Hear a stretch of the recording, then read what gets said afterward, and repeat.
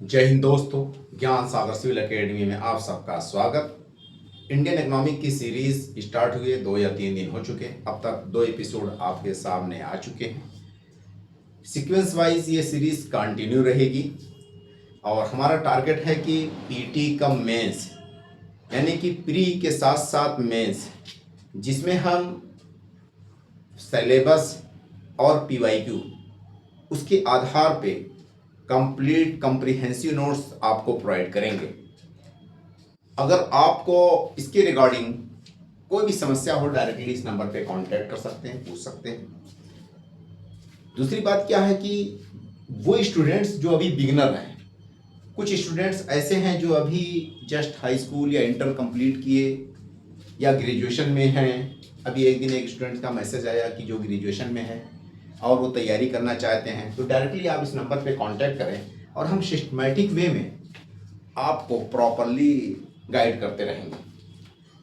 आपको कहीं भी नहीं भटकना है, कहीं नहीं जाना है, घर पे रह कर कर कुछ पर्टिकुलर बुक्स हैं जिनकी प्राइस हार्डली 2000 होंगी।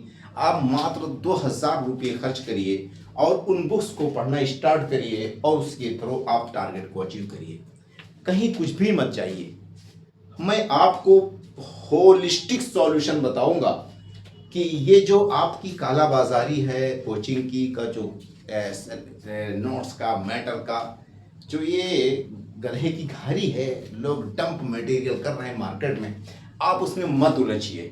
बहुत ही सेलेक्टेड और पिक्यूलियर बुक्स हैं, मटेरियल्स हैं, आपको उन्हीं को उठाना है और स्टडी स्टार्ट कर देना है। सक्सेस पाने के लिए सेल्फ मोटिवेशन होना जरूरी है। आप सेल्फ मोटिवेटेड हो, फर्स्ट पॉइंट। दूसरे नंबर में आपका जो स्टडी का मेथड है, जो अप्रोच है, स्ट्रेटजी बहुत ही प्रॉपर हो, बहुत ही सिस्टमैटिक और साइंटिफिक और रेशनल वे में हो। बहुत ज्यादा स्मार्ट स्टडी की रिक्वायरमेंट्स है। वर्किंग आवर्स वो भी मैटर करता है। इस एग्जाम को क्रैक करने के लिए आपको 8 to 10 आवर डेली पढ़ना है। रिगरस स्टडी चाहिए, साल भर चाहिए, यानी कंसिस्टेंसी मेंटेन होनी है। और जितना अर्ली एज में आप स्टार्ट करेंगे उतना ही अर्ली एज में सक्सेस लेंगे, क्योंकि अर्ली एज में इंफॉर्मेशन बहुत ही आसानी से मेमोराइज हो जाता है। तो आप लोगों को कोई भी सुझाव, कोई भी समस्या, कोई भी टॉपिक्स, जैसे मान के चलिए कि क्वेश्चन आप पढ़ रहे हैं, आपको समझ में नहीं आ रहा है और आपको उसको डिटेल में पढ़ना है, चाहे वो पीटी का हो, चाहे वो मेंस का हो, चाहे वो स्टेट पीसीएस हो व यूपीएससी हो, किसी भी एग्जाम का, डायरेक्टली आप हम क्वेश्चन बताइए। मैं आपको एग्जैक्टली बुक्स का सोर्स बताऊंगा कि इस बुक के इस चैप्टर में वो इंफॉर्मेशन आपको बहुत ही आसानी से मिल जाएगी। आप अगर तैयारी में, जैसे मान के चलिए कि बिहार है, यूपीएससी है, यूपीपीसीएस, ये 3 कमीशन है।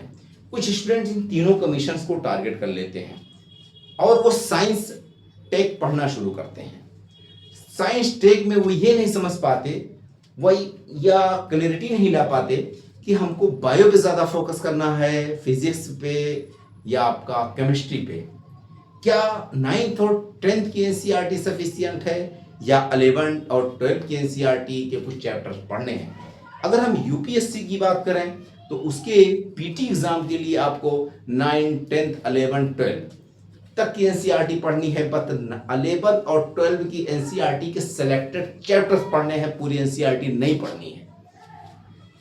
यूपीएससी और यूपीपीसीएस, इन दोनों के पीटी में साइंस की अगर बात की जाए तो बायो की तरफ बायस होता है, बायो की तरफ ये टेंड होता है, झुकाव होता है, रुझान होता है कमीशन का पीटी में। अगर बिहार पीसीएस यानी बीपीएससी की बात की जाए तो उसके पीटी में फिजिक्स और केमिस्ट्री के क्वेश्चन ज्यादा आते हैं। बट यूपी और बिहार दोनों पीसीएस में आपको 9th और 10th तक के क्लास की ही एनसीईआरटी पढ़नी है। यूपीएससी में बायो के कुछ चैप्टर 11 और 12 के भी पढ़ने होते हैं। ये मैंने एक एग्जाम्पल कोट किया। ऐसे सारे सिलेबस, सारे बुक्स, पीटी का, मेंस का, आंसर राइटिंग कैसे करनी है आपको, आंसर राइटिंग्स के लिए नोट्स और सिनैप्सिस कैसे जनरेट करें, उसको इंफॉर्मेशन को कैसे मेमोराइज करें, ठीक है, आप 24 आवर्स जो आपको सिंगल डे मिलता है उसको कैसे कन्वर्ट कर दें 26 और 28 आवर्स में, यानी 24 घंटे आपको जो एक सिंगल डे मिलता है उसको कैसे 28 घंटे के वर्क में कन्वर्ट करना है आपको। ये भी एक टेक्निक है, और जब तक इस तरह से नहीं करेंगे, कुछ पार्टिकुलर टेक्निक यूज नहीं करेंगे, आप सक्सेस नहीं पा सकते। ठीक है। अच्छा, एक अनाउंसमेंट और कर दूं मैं यहाँ पे कि स्टूडेंट्स ने हमसे फरमाइश किया कि सर पूर्वावलोकन की सीरीज चलाइए जो कि पीटी आधारित होगा, यूपीएससी स्टेट पीसीएस आधारित पूर्वावलोकन सीरीज चलाई जाए, और उसमें हम कोशिश करेंगे कि पूर्वावलोकन और प्रीवियस जो क्वेश्चंस हैं अदर स्टेट्स के, यूपीएससी के, और उसके अलावा एनसीईआरटी, उन सारी इंफॉर्मेशंस का एक कंपैक्ट नोट्स या मैटर बनाया जाए और वो आपके सामने प्रेजेंट किया जाए, जो कि बहुत ही सिस्टमैटिक और ऑर्गेनाइज्ड और बहुत ही एनालिटिकल इंफॉर्मेशंस पे आधारित एक बुकलेट तैयार की जाए। बट इसके रिगार्डिंग आप लोगों से और भी सुझाव लेना है। वो स्टूडेंट्स जो इच्छुक हैं डायरेक्टली हमको इन्फॉर्म करके इसके रिगार्डिंग कुछ भी सुझाव देना हो आप बताइए, और कैसे क्या इस प्रोजेक्ट को आगे बढ़ाया जाए। हमारी टीम जो है इस पे तत्पर है और कोशिश कर रही है, प्रयास कर रही है कि पूर्वावलोकन की एक नई सीरीज़ जिसमें हिस्ट्री, ज्योग्राफी, पॉलिटी, इकोनॉमी सारे कंप्लीटली नोट्स आपको प्रोवाइड किए जाएं, और उसका भी डिस्कशन स्टार्ट किया जाए ऑनलाइन या लाइव प्लेट मतलब कि यूट्यूब के प्लेटफॉर्म पे। और नोट्स और वीडियोस दोनों हमारे ज्ञान सागर, चाहे यूट्यूब हो चाहे टेलीग्राम, उस पर आपको आसानी से अवेलेबल होंगे।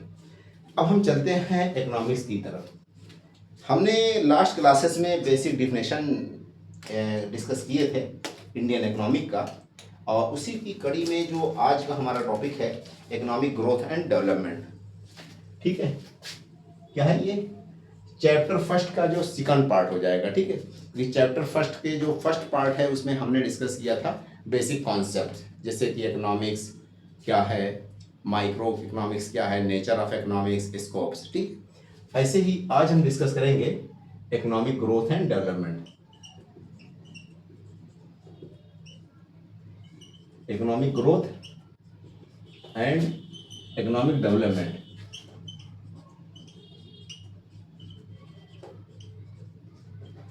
ये भी एक इम्पॉर्टेंट टॉपिक है, और इस पे क्वेश्चन तो पीटी क्या बल्कि मेंस तक में पूछा गया था। एक बार यूपी के मेंस में पूछा गया था कि ग्रोथ और प्रोग्रेस में क्या डिफरेंस है। तो ये सदाबहार टॉपिक है और इस पे क्वेश्चन पूछा गया है, पूछा भी जाता रहेगा, इसलिए आप लोग इसको छोड़ नहीं सकते।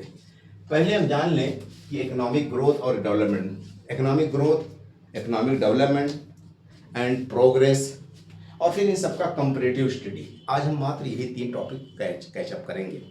क्या है economic growth, economic development and progress, और इन सबका कंपैरिजन आपस में। ठीक है, तो फर्स्ट ऑफ ऑल हम देखते हैं कि what is economic growth. Economic growth, economic growth क्या है? जैसे हम नॉर्मल उसमें पार्लेंस में एक बात कहते हैं कि increase in production, that is growth. क्या है? Increase in production, increase in production, that is economic growth. Next point क्या है? जैसे मान के चलिए इंडियन कॉन्टेक्स्ट में हम देखें, if production increases in India then when we can say it is economic growth।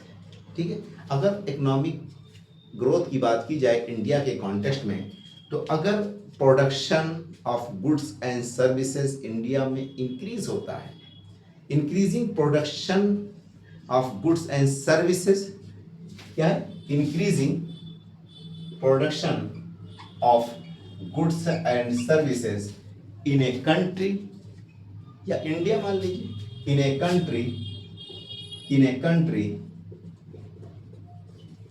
We can say it is economic growth, it is economic growth.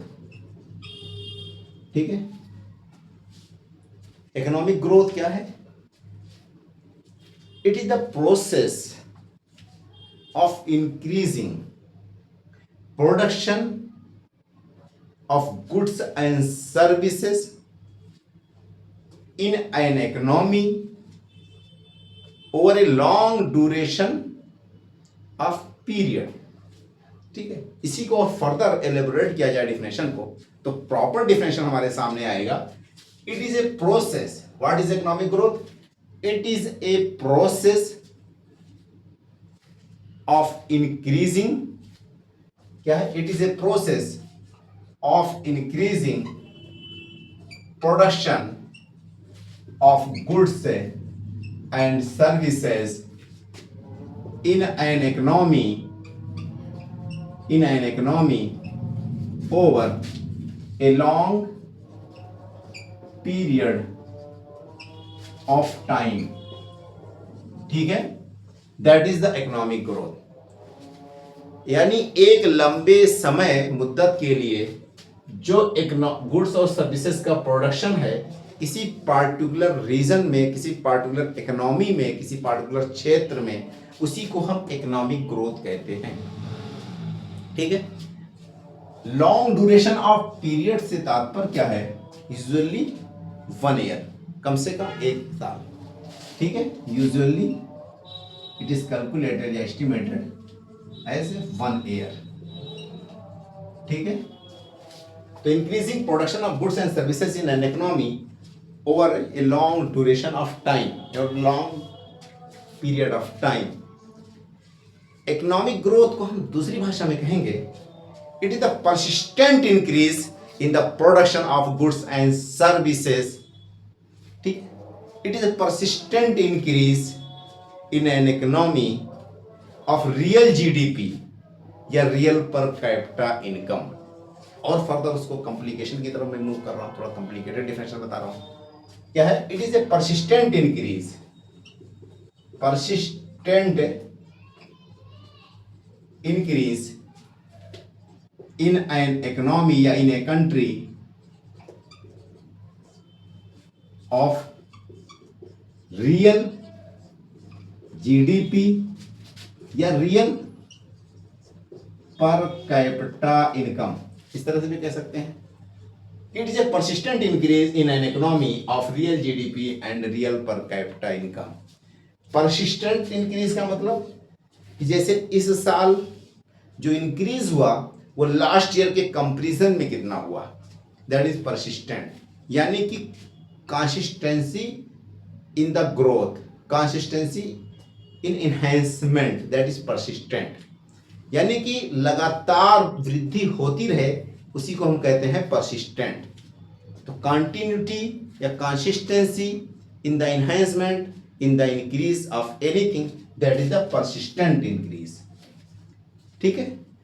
In an economy मतलब क्षेत्र, एरिया, किसी country की जो economic activities होती है region wise, that is economy. इसका real GDP, real per capita income.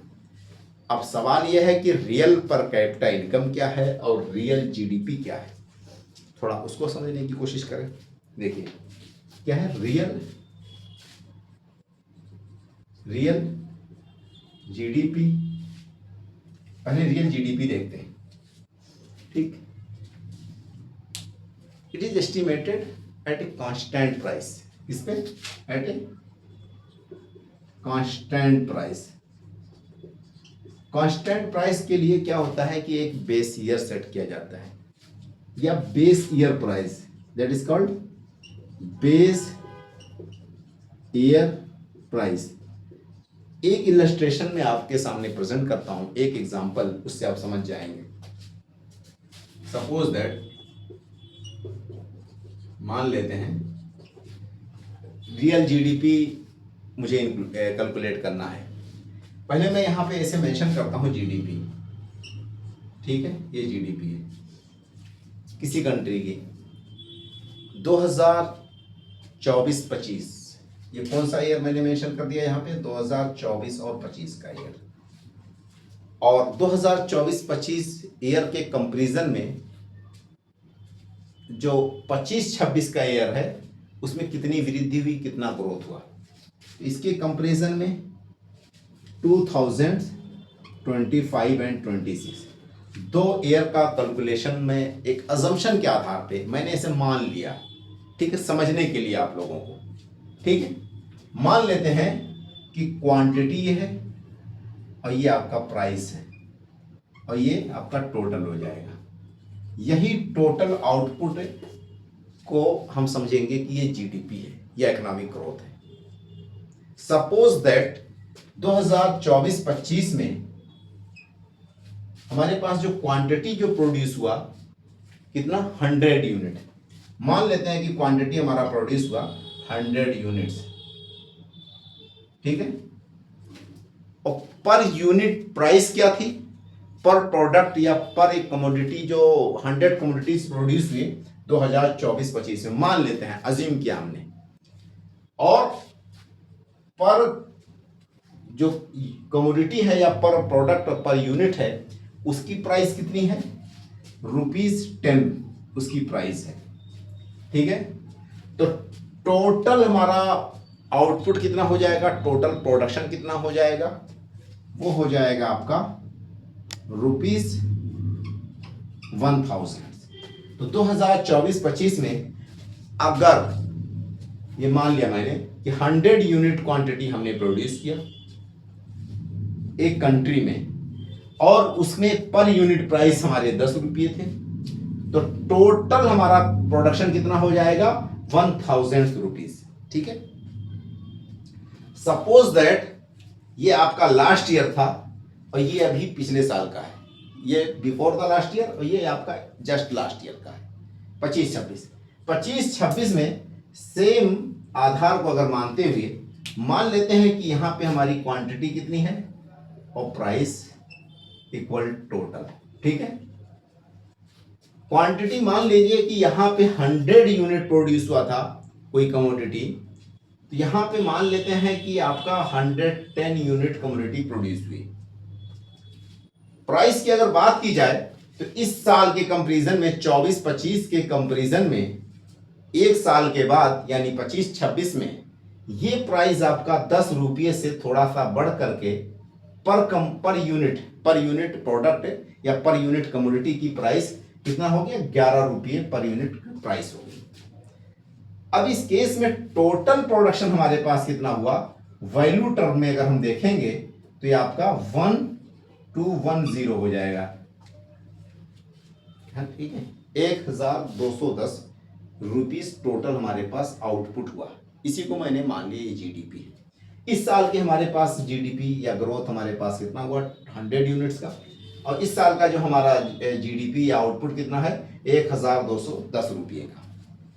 ठीक, अब इस केस में देखिए 1000 के कंपैरिजन में ये देखिए आप कितना हो गया, इतना हो गया ग्रोथ। इसको हम इस प्रकार लिख सकते हैं, यहां पे देखिए कि 1210 माइनस 100, ठीक है, डिवाइडेड बाई 1000 रुपीज इंटू 100, ये हमारा आउटपुट हुआ या प्रोडक्शन हुआ। टोटल प्रोडक्शन मतलब आउटपुट या टोटल जीडीपी 2024-25 में। 2025-26 में हमने माना टोटल आउटपुट या टोटल जीडीपी कितना 1210। अब इस साल के कंपैरिजन में इस साल 2025-26 में कितना ज्यादा ग्रोथ हुआ, ग्रोथ में कितना बदलाव हुआ, कितने चेंजेस हुए, तो चेंज इन परसेंटेज, तो परसेंटेज चेंज कितना होगा कि जो इस साल का है यानी कि करंट ईयर का प्रोडक्शन प्रीवियस ईयर का production divided by the previous year into 100, तो एक फार्मूला हो जाएगा कि ग्रोथ है रेट इक्वल, इससे क्या इंफरेंस हम ड्रॉ कर सकते हैं, is equal to current year production minus previous year production divided by previous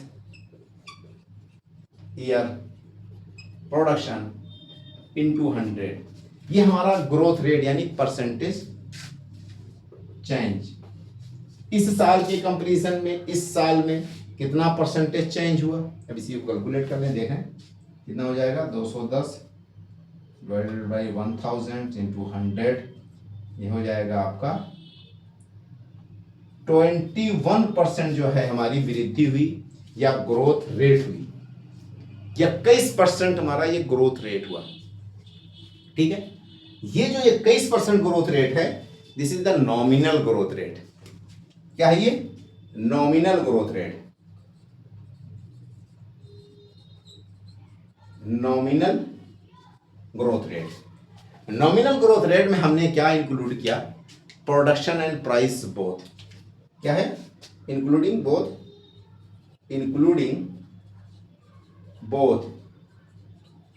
production and price. ठीक है, प्रोडक्शन देखिए, यहां पे प्रोडक्शन आपका कितना यूनिट था? 100 यूनिट। यहां पे आपका 110 यूनिट हो गया, उसको भी इंक्लूड किया। यहां पे प्राइस 10 यूनिट था, प्राइस की वृद्धि या इंक्रीज कितनी हो गई? 11 यूनिट हो गई, 11 यूनिट्स हो गई, या 11 मतलब रुपीस पर यूनिट्स हो गई। ठीक है, तो दोनों को मैंने इंक्लूड किया, including both production and price in nominal growth. ठीक, दूसरा हमारा क्या है? Actual growth. एक्चुअल ग्रोथ को अगर हम कैलकुलेट करेंगे, यानी कि real, that is called real GDP. अब देखिए, रियल जीडीपी इस साल कितना हुआ? तो रियल जीडीपी एक्चुअल ग्रोथ, ये तो प्राइस राइज हुआ 10 से 11 यूनिट्स हो गया, 11 रुपीस पर यूनिट्स। ठीक है, ये प्राइस राइज है। एक्चुअल प्रोडक्शन कितना इंक्रीज हुआ?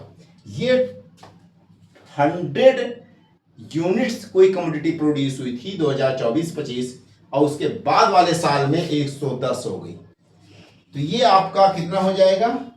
110 करंट ईयर में। टोटल प्रोडक्शन कितना है करंट ईयर में? 110 यूनिट्स है। और आपका कमोडिटी जो है उससे प्रीवियस ईयर में, देखिए ये प्रीवियस ईयर मैंने मेंशन किया, प्रीवियस ईयर में हमारा जो प्रोडक्शन है वो 100 यूनिट्स है। ठीक है, ये हो जाएगा आपका 10%। ठीक, तो रियल जीडीपी का कितना हुआ? 10%। 2025-26 में रियल जीडीपी आपका कितना हुआ? 10%। वैसे एज्यूम करिए 100 यूनिट्स कोई चीज आपने प्रोड्यूस की 2024-25 में, और उसके बाद वाले साल यानी 25-26 में आपने 110 यूनिट पैदा कर दिया, बनाया। तो 110 यूनिट अगर आपने बनाया तो इसका मतलब कि 10% आपने वृद्धि की एक्चुअल में। इस वाले कंडीशन में हमने देखा, यहां पे हमने प्राइस राइज, एक यूनिट की कीमत क्या थी? यहां पे 10 रुपये हुआ करती थी। इस वाली कंडीशन में एक यूनिट प्रोडक्ट या कमोडिटी की कीमत क्या है? 11 रुपये प्राइस है। तो 1 रुपये यहां से ये बढ़ गया, तो जो प्राइस राइज हुआ उसको भी मैंने इसमें इस वाली कंडीशन में इंक्लूड किया। तो ये आपका जो नॉमिनल जीडीपी है उसमें प्राइस राइज, ये वाला फार्मूला हो गया ना, प्राइस राइज भी इंक्लूड हुआ। अब आपका production both are included normal GDP में। ये चीज समझ में आ गई होगी एग्जांपल के थ्रू कि नॉर्मल जीडीपी और इसमें क्या नाम है आपका रियल जीडीपी। तो एक वर्ड मैंने मेंशन किया था रियल जीडीपी, उसी को समझाने की कोशिश किया। एक पॉइंट आप देखिए यहाँ पे, रियल जीडीपी किस पे आधार होता है? बेस ईयर पे या कांस्टेंट ईयर पे।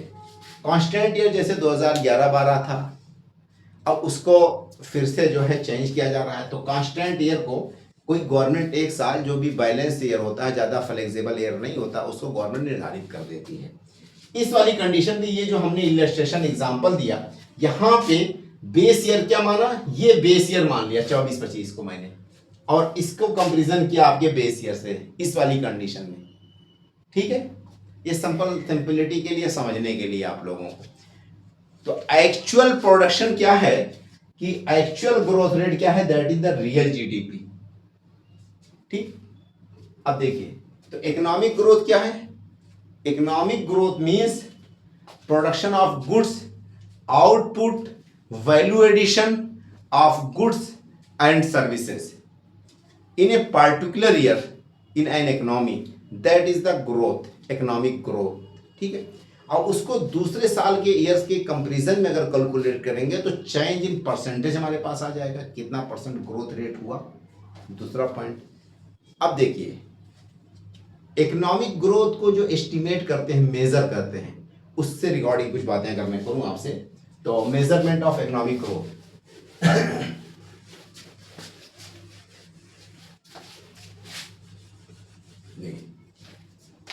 मेजरमेंट ऑफ इकोनॉमिक ग्रोथ है नहीं, मेजरमेंट ऑफ इकोनॉमिक ग्रोथ, बहुत सारे मेथड्स हैं इकोनॉमिक ग्रोथ को मेजर करने के लिए। जीडीपी, जीएनपी, जीवीए, पर कैपिटा इनकम, ठीक है, क्या है, जीडीपी, जीएनपी, जीवीए, पर कैपिटा इनकम। एक चैप्टर हमारा just economic growth and development के बाद जो नेक्स्ट हमारी क्लास होगी वो नेशनल इनकम से रिलेटेड होगी। नेशनल इनकम में हम डिटेल में इनके बारे में डिस्कस करेंगे, क्या डिफरेंसेस हैं और कैसे इसके फार्मूले को जनरेट करते हैं और कैसे एस्टिमेट किया जाता है। ठीक है, आज हम मान लिए इसे समझने के लिए कि इकोनॉमिक ग्रोथ को मेजर करिए आप जीडीपी से, जीएनपी से, आपका जीवीए, पर कैपिटा इनकम, किसके आधार पर कर सकते हैं। तो मोस्ट सुइटेबल मेजर कौन सा है इसमें, मोस्ट सुइटेबल मेजर आपका क्या है, पर कैपिटा इनकम है। Per capita income at constant price या रियल पर कैपिटा इनकम। तो real per capita income that is the most suitable measure. तो जीडीपी ग्रोथ रेट की अगर बात की जाए तो sustainable increase in real per capita income is the best measure for economic growth.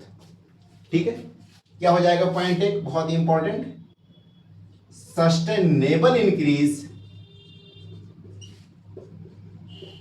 In real per capita income. तो most suitable major is sustainable increase in real per capita income of a country, most suitable measure. अब इसमें सबसे suitable major क्या है, तो इस पे mark लगा दूं मैं यहां पे, this is the best measure. ठीक, why this is the best measure, because it estimates the standard of living of the people। क्या है, because it estimate standard of living of the people। ये लोगों की स्टैंडर्ड ऑफ लिविंग को measure करता है, इसीलिए real per capita income is the best measure for estimation of growth rate of any economy of any country. ठीक, अगला हमारा है most common use economic growth के लिए कौन सा है इसमें। अगला हमारा सवाल, मोस्ट कॉमन यूज, ज्यादा प्रचलन में कौन सा है। ठीक है, most common use economic growth की अगर बात की जाती है तो सबसे ज्यादा यूजेबल इसमें से कौन सी टर्मिनोलॉजी है, ये हमारा सवाल है। तो सबसे ज्यादा यूज किया जाता है इकोनॉमिक ग्रोथ को इंडिकेट करने के लिए या उसको एक तरह से डिमार्केट करने के लिए जीडीपी। ठीक है, जीडीपी यूज किया जाता है। तो मोस्ट कॉमन यूज क्या है इसमें for economic growth, it the GDP. ये हो गया आपका इकोनॉमिक ग्रोथ ओनली। अब हम चलते हैं, अगला टॉपिक हमारा है इकोनॉमिक डेवलपमेंट। इकोनॉमिक डेवलपमेंट की अगर बात की जाए तो इकोनॉमिक ग्रोथ और इकोनॉमिक डेवलपमेंट, क्या इन दोनों में डिफरेंसेस हैं या दोनों सेम हैं। अगर दोनों सेम होते तो दोनों दो टर्म क्यों होते, एक ही टर्म होते, है कि नहीं। तो इसका मतलब कि दोनों काफी डिफरेंट है। तो नेक्स्ट हो जाएगा हमारा इकोनॉमिक डेवलपमेंट। डेवलपमेंट से तात्पर्य क्या है? ग्रोथ में दोनों में अंतर है कि सिमिलरिटीज? दोनों बहुत डिफरेंट है। ठीक है। What is economic development? Economic growth, it is the process of economic growth that accompanied by the progressive changes of the society. That is economic development. Economic development क्या है? It is the process of economic growth. क्या है? Process of economic growth that accompanied along with well-being of the people या of the country या country's people। तो economic development में हमने 2 point mention किए। एक तो आपका इकोनॉमिक ग्रोथ, क्या हो गया? इकोनॉमिक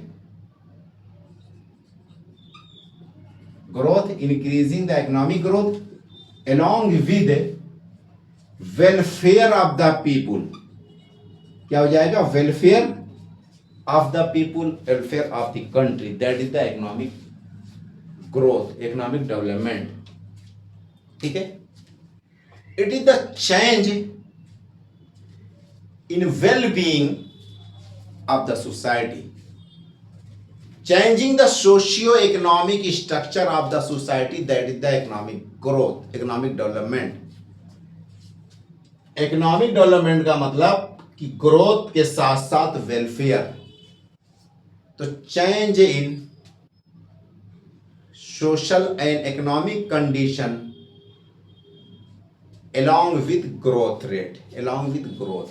तो एक पॉइंट ये हो जाएगा यहां पे मेंशन कि changes in social and economic condition of society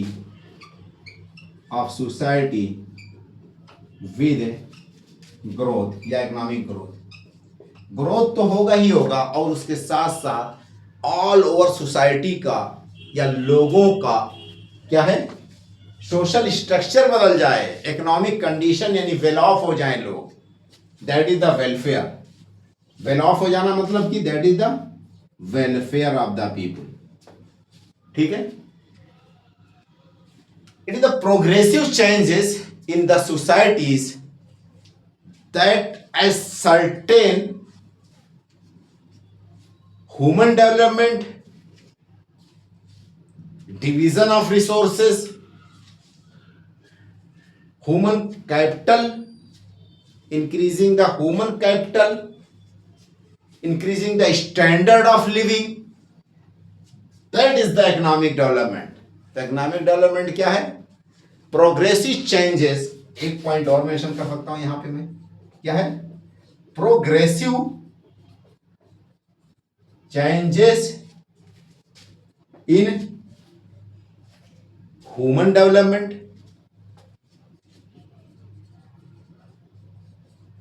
human development, increasing human capital, क्या है? Increasing human capital.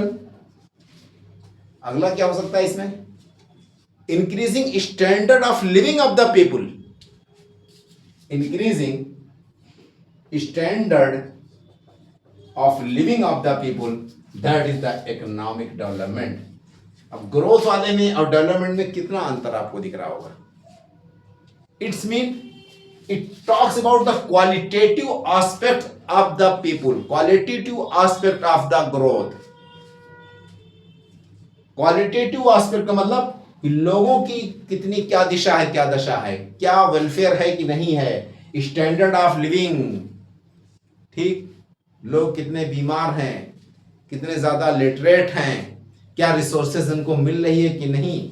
It's mean it is a participatory nature, it is inclusive, यानी inclusion is also included here. Participatory growth of the economy, that is the economic development.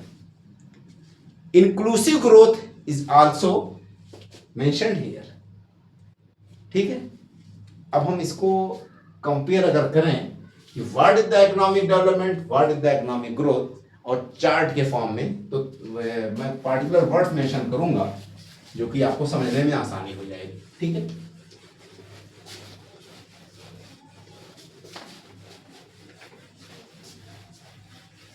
देखिए, suppose that this is the economic growth. ठीक है, एक column मैंने यहां पे mention किया. This is the economic growth versus economic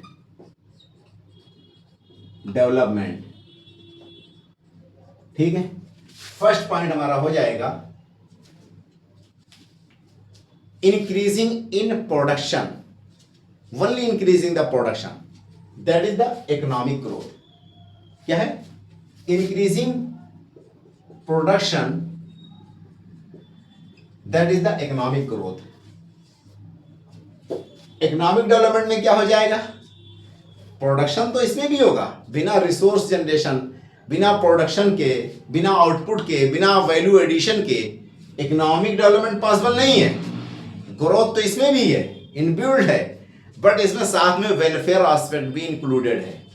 तो ये पॉइंट हो जाएगा आपका पहला पॉइंट इसका, इंक्रीजिंग प्रोडक्शन या output, production and output along with welfare of the people. है कि नहीं?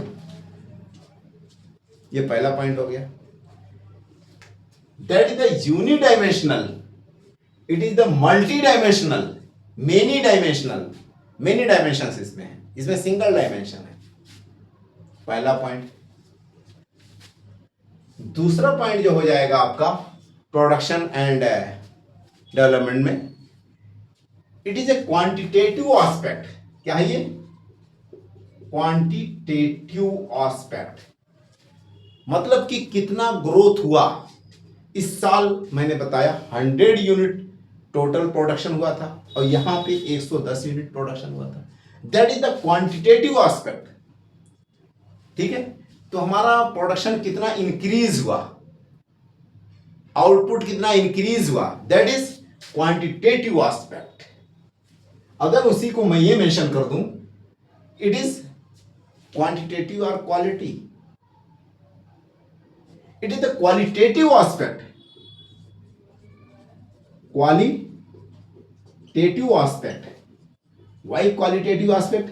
बिकॉज जैसे कोई आदमी अगर बीमार है तो हम ये नहीं कहते हैं कि उसकी हेल्थ कितनी इंक्रीज हो गई, उसकी हेल्थ कितनी इंप्रूव हुई. That is the betterment. ठीक है, लिविंग स्टैंडर्ड उसकी इतनी इंप्रूव हुई, इतनी ग्रोथ हो गई, इतनी बढ़ गई. तो बढ़ने को इंप्रूवमेंट कहते हैं. इतना इंप्रूवमेंट हो गई उनकी कंडीशन. तो वेलफेयर क्या होगा? इंक्रीज नहीं होता. वेलफेयर क्या होगा? इंप्रूव होगा. वेल बीइंग क्या होगा? इंप्रूवमेंट होगी उसमें. That is the qualitative aspect, क्योंकि ये वेलफेयर से रिलेटेड है ना. और ये आपका मेजरमेंट किया जा सकता है. इसमें हम मेजर नहीं कर सकते ना, क्योंकि ये क्वांटिफाई किया जा सकता है. ये क्वालिटेटिव एस्पेक्ट है. ठीक, जैसे मान लीजिए चलिए कि आपका ह्यूमन कैपिटल है, यानी एक बंदे के अंदर स्किल है, तो किसी की स्किल इंप्रूव होगी ना. स्किल थोड़ा ना इंक्रीज की जाएगी भाई, स्किल तो इंप्रूव होगी. हेल्दी पर्सन, हेल्थ इंप्रूव हो रही है ना. तो that is the qualitative aspect. It is a means. Actual में इकोनॉमिक्स का पर्पस क्या है? प्रोडक्शन या लोगों का वेलफेयर? इकोनॉमिक का पर्पस लोगों का वेलफेयर है. या वैसे समाज का पर्पस क्या है? लोगों का वेलफेयर करना, सोसाइटी का वेलफेयर. किसी भी चीज को अगर हम देखें, गवर्नमेंट का भी पर्पस क्या है? वेलफेयर लोगों का. ऐसे इकोनॉमिक्स की स्टडी की बात की जाए तो क्या इकोनॉमिक ग्रोथ का इसका पर्पस है? नहीं. That is the means. इसके साधन, यह साधन इसके जरिया है. इसके द्वारा लोगों का वेलफेयर होगा. जितना ज्यादा प्रोडक्शन होगा उतना ही ज्यादा एक्सपेक्टेशन की जाएगी कि आपका वेलफेयर इंक्रीज होगा, वेलफेयर बढ़ेगा, इंप्रूव होगा. It is the means It is the end and objective itself. Ends and objectives. ठीक, एक पॉइंट ये हो गया। नेक्स्ट पॉइंट क्या है, देखिए, हाँ, एक पॉइंट ये है, economic growth and economic development. Economic growth possible without the economic development. ठीक है, economic growth is possible, it is possible without economic development. ठीक, ग्रोथ तो किया जा सकता है बिना डेवलपमेंट के। ग्रोथ का मतलब कि हमारी जीडीपी, हमारा प्रोडक्शन बढ़ता रहे। डेवलपमेंट का मतलब कि वेलफेयर चाहे लोगों का हो या ना हो, लोगों का पार्टिसिपेशन बढ़े या ना बढ़े, लोगों को रिसोर्सेज, लोगों का वेल ऑफ लोग हो या ना हो, हमें उससे लेना देना नहीं। हमें यहाँ पे ओनली बात क्या करना है कि हमको इकोनॉमिक ग्रोथ करना, प्रोडक्शन और आउटपुट को रेज करना, बढ़ाना है। तो it is possible without economic development, without economic development. बिना इकोनॉमिक डेवलपमेंट के भी इकोनॉमिक ग्रोथ को अचीव किया जा सकता है, but it is not possible without the economic growth. It's mean economic development is seldom possible without economic growth. भाई welfare आपका जब भी पॉसिबल होगा जब आपके पास रिसोर्सेज होंगे, जब आपके पास आउटपुट होगा, जब आपके पास प्रोडक्शन होगा। बिना प्रोडक्शन के, बिना प्रोडक्टिविटी के, बिना रिसोर्सेज के क्या पॉसिबल है वेलफेयर? पॉसिबल ही नहीं। लोगों की सिचुएशन को इंप्रूव किया जा सकता है, उसका प्रोग्रेस किया जा सकता है, पॉसिबल ही नहीं है। तो रिसोर्सेज का भी तो होना जरूरी है, प्रोडक्शन, प्रोडक्टिविटी होना जरूरी है। तो it is economic development is seldom possible without economic growth. एक पॉइंट ये हो गया। नेक्स्ट पॉइंट क्या है,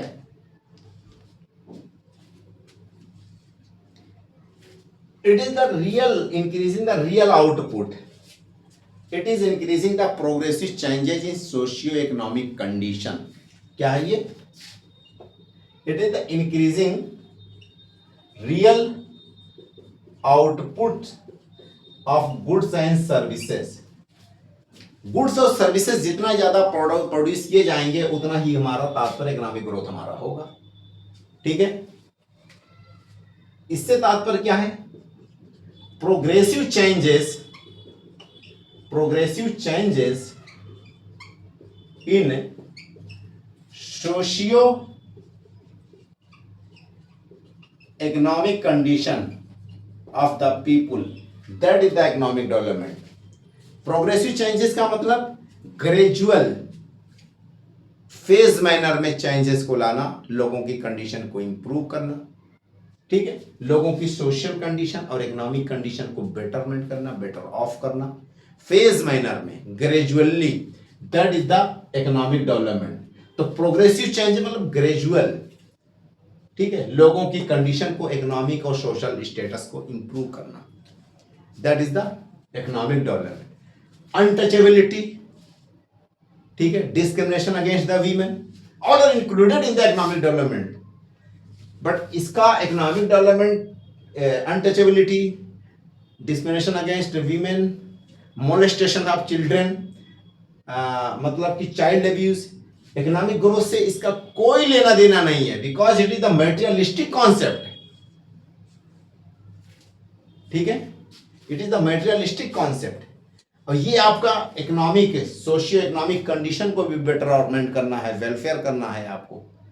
ठीक है, अगर इंडिकेटर्स की बात की जाए, सपोज दैट 6 नंबर पॉइंट हो जाएगा हमारा इंडिकेटर्स। इकोनॉमिक ग्रोथ के लिए बेटर इंडिकेटर को क्या हो सकता है? अभी मैंने मेंशन किया था, रियल जीडीपी या रियल पर कैपिटा इनकम। क्या हो जाएगा? Real GDP. रियल जीडीपी का मतलब एक्चुअल जो ग्रोथ हुआ, एक्चुअल आउटपुट हुआ, इसमें हम प्राइस को इंक्लूड नहीं कर रहे। यह आपका रियल पर कैपिटा इनकम। ठीक, that is the indicators of economic growth. Economic developments का इंडिकेटर क्या होगा? इसके इंडिकेटर्स में आपके ह्यूमन डेवलपमेंट इंडेक्स क्या है?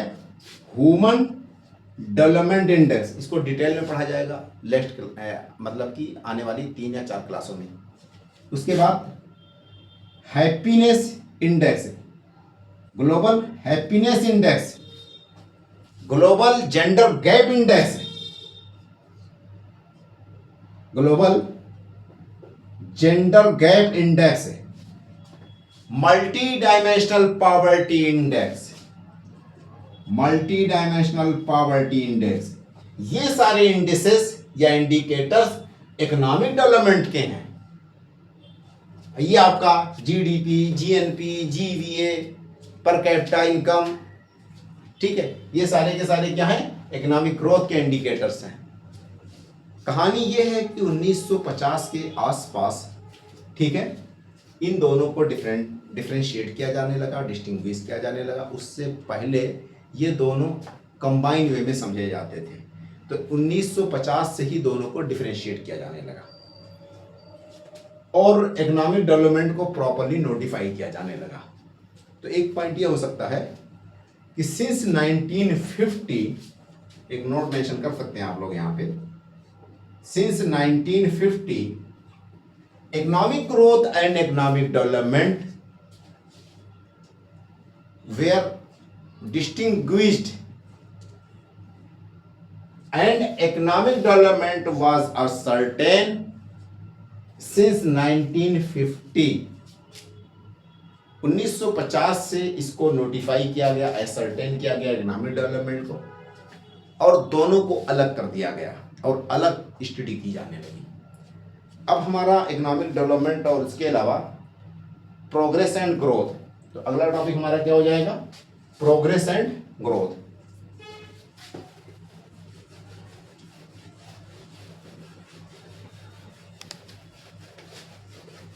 प्रोग्रेस एंड ग्रोथ, ठीक है। अब हम कंपैरिजन करेंगे प्रोग्रेस में और ग्रोथ में भी, इसी तरह से जैसे हमने अभी यहाँ पे कंपैरेटिव स्टडी किया। Then first of all progress, progress versus growth. देखिए, व्हाट इज प्रोग्रेस? प्रोग्रेस का मतलब upward movement of anything. Progress क्या है? Forward movement, forward changes, that is the progress. क्या है? अपवर्ड मूवमेंट, अपवर्ड मूवमेंट यानी आगे की तरफ बढ़ना, forward changes, forward changes, that is progress. Growth में क्या है? देखिए आप, increasing size, quantity, material position. क्या है? Increasing size, quantity and material position, that is the growth. और यहां पे क्या है? Upward movement, forward changes, increasing the size. जैसे मान के चलिए कि एक कंपनी का टर्नओवर यानी रेवेन्यू 100 करोड़ है, नेक्स्ट ईयर वो 110 करोड़ हो गया, तो that is the size, that is the quantity. एक बंदे की हाइट 5 फीट है और आने वाले 3 से 4 सालों में उसकी हाइट क्या हो गई? 5 feet 2 inch, 5 feet 4 inch, that is the increasing size, increasing height, increasing quantity. This is the economic growth. एक कंपनी के पास जो रिसोर्सेज हैं या टर्नओवर है वो 100 करोड़ है और आने वाले 4 सालों के बाद 120 करोड़ हो गया, तो ये क्या हो गया? मटेरियल पोजीशन, रिसोर्सेज या टर्नओवर रेवेन्यू उसका बढ़ा। एक कंपनी माइक्रो इंडस्ट्री में आ रही है, 5 सालों के बाद वो माइक्रो से स्मॉल इंडस्ट्री में आ गई, यानी उसका टर्नओवर बढ़ गया। उसकी पूंजी कैपिटल बढ़ गई, that is the material position.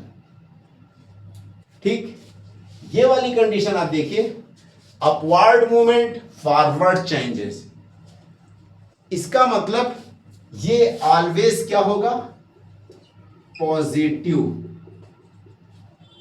ठीक है, और ग्रोथ क्या हो सकता है, मे बी पॉजिटिव, निगेटिव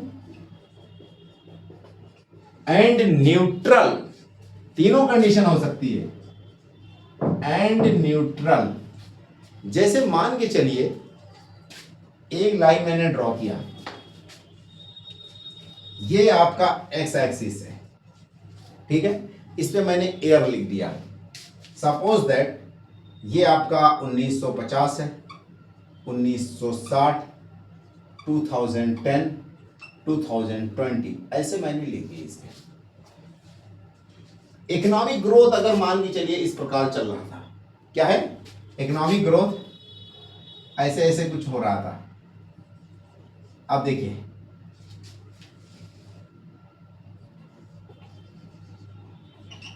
ऐसा भी हो सकता है 2020 या 21 में मान के चलिए कि कोरोना के कारण हमारा नेगेटिव ग्रोथ रेट हो गया, क्या है, नेगेटिव ग्रोथ हो गया। तो ग्रोथ हमारा चल रहा था, एकाएक नेगेटिव हो गया, कहीं पे हमारा ग्रोथ एक कांस्टेंट हो गया, यानी न्यूट्रल है, नहीं हुआ। ऐसा भी हो सकता है, किसी साल हो सकता है कि हमारा ग्रोथ कांस्टेंट हो, ना हो, ठीक है, किसी साल हमारा ग्रोथ बहुत ज्यादा हो गया, कभी हमारा ग्रोथ जो है आपका निगेटिव आ गया, ये आपका 0 है और ये मान के चलिए आपका 8% हो गया, ये आपका 7% हो जाएगा ग्रोथ, और ये आपका 6%, ऐसे 5% ऐसे ले लेते हैं। तो यहाँ पे क्या हो जाएगा, -1%, -2, -3, तो 0 के नीचे जितना है वो माइनस में चला जाएगा आपका। ये ग्रोथ रेट हमारा माइनस में आ गया है कि नहीं। ये आपका नेगेटिव भी हो सकता है, न्यूट्रल भी हो सकता है ग्रोथ, और प्रोग्रेस हमेशा आपका पॉजिटिव ही डायरेक्शन में होगा, ठीक है। उसके अलावा क्या है,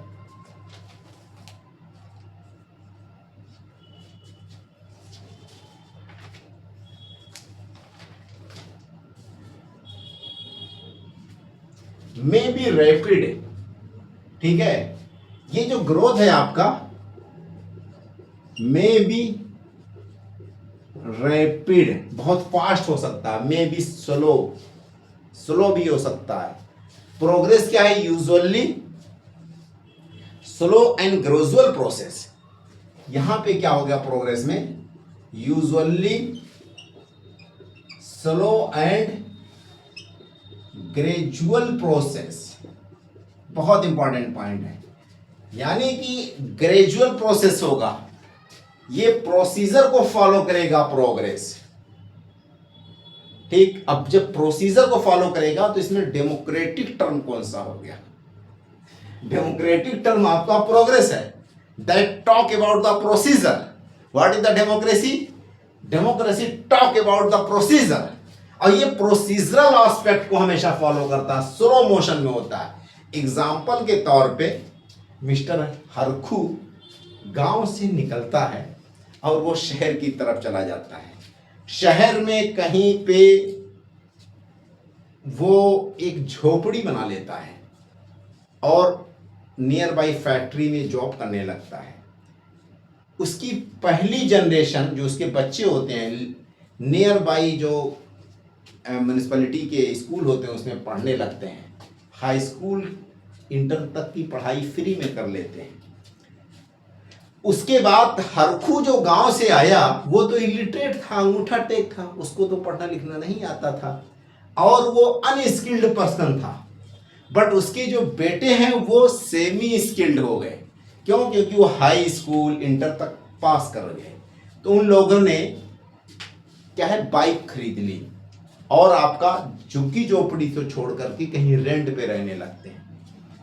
हरखू के लड़कों के लड़के, यानी जब मिस्टर हरखू गांव से आया था शहर में अच्छी लाइफ की तलाश में, मिस्टर हरखू के जो पोते हैं वो और ज्यादा फर्दर हायर एजुकेटेड हुए और उन लोगों ने, उसके पोतों ने क्या किया, कोई डॉक्टर बन गया, कोई इंजीनियर बन गया और वो मिस्टर प्रॉपर टाइटल के साथ वो अपना फ्लैट पर्सनल खरीद लेते हैं, तो that is the progress.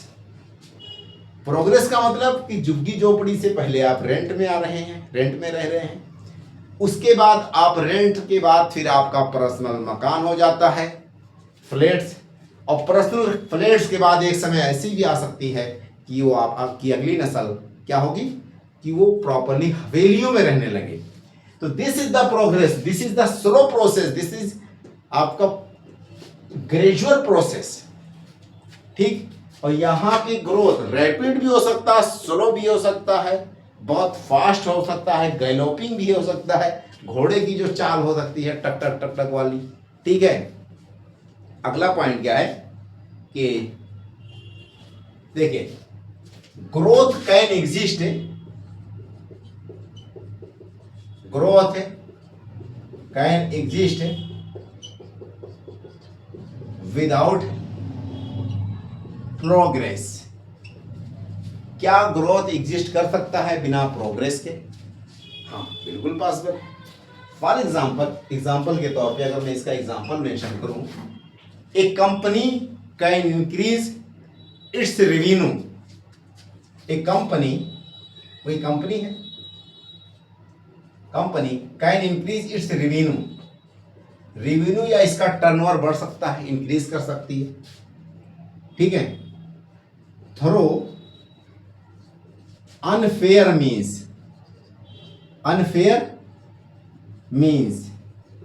Unethical ways. कोई कंपनी अपना रेवेन्यू अनइथिकली, यानी इथिकली नहीं, अनइथिकली, अनफेयर तरीके से, गलत तरीके से कोई कंपनी अपना रेवेन्यू इंक्रीज कर सकती है, ठीक है, ऐसा हो सकता है। तो यहां पे आपका अगर बात करेंगे ग्रोथ, तो ग्रोथ का किससे लेना देना? ग्रोथ का मतलब क्या है? वनली और वनली आपका रेवेन्यू को इंक्रीज करना, that is the growth. Revenue कैसे आया? इथिकल तरीके से आया, अनइथिकल आया, अनफेयर मीन से आया, लॉस को फॉलो किया गया या लॉस का उल्लंघन, वायलेशन किया गया, इससे कोई लेना देना नहीं है आपका ग्रोथ को। ये आपका प्रोग्रेस बताएगा आपको कि ये गलत तरीके से आया, that is the progress. Progress में हमेशा कोई भी चीज जो फॉरवर्ड मूव करेगी, आगे बढ़ेगी, इंप्रूवमेंट होगी, वो हमेशा इथिकल तरीके से होगा। प्रोग्रेस में क्या है? ऑलवेज इथिकल होगा, मोरल वैल्यूज को फॉलो किया जाएगा, ठीक है, ऑलवेज फॉलोज, क्या है? Follows ethical and moral values and societal norms. Moral values और सोसाइटल नॉर्म्स को ही आपका प्रोग्रेस हमेशा फॉलो करेगा। अनइथिकल तरीके से कोई चीज अचीव किया जाएगा, कोई कंडीशन इंप्रूव हो, कोई भी आपका बेटरमेंट हो अनइथिकल तरीके से, तो वो प्रोग्रेस नहीं होगा। एक पॉइंट, तो एक पॉइंट यहां से मेंशन करने की ये इन्फ्लुएंस ड्रॉ होती है कि progress related with ethical, moral and humanity, ठीक है। सपोज दैट यहां पे मैंने ग्रोथ मेंशन किया, क्या है ये? ग्रोथ। ग्रोथ के जो पॉइंट्स मैं अगर इसको यहां मेंशन कर दूं, जैसे मान के चलिए कि ग्रोथ में हमने क्या किया, to increase the size, quantity, turnover, है नहीं, दैट इज द ग्रोथ। एक तो ये पॉइंट मैंने मेंशन किया। Material possession, these are the growth. Material यानी धन दौलत को आपने इकट्ठा कर लिया, कैसे इकट्ठा किया इससे कोई लेना देना नहीं है। धन दौलत आप अपने पास इकट्ठा कर लें, और किस तरीके से कैसे इकट्ठा करें कोई लेना देना नहीं है, ये प्रोग्रेस का हिस्सा। धन दौलत आप कैसे इकट्ठा किए, ठीक है।